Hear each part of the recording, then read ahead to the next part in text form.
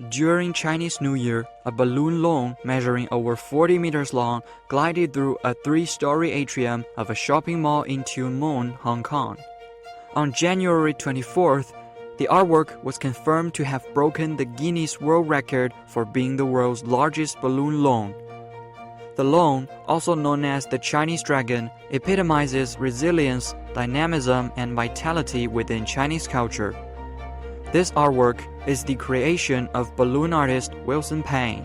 我们就觉得龙是很好的一个形象，也是过年的话，我们也是恭喜人家龙马精神嘛。所以的话，我们就觉得春节的时候做一条龙，去给人家有一个祝福的话，是很好的一个想法。然后我就着手做这个方案。其实眼睛那部分是最重要，有没有神，就是要看那个眼睛。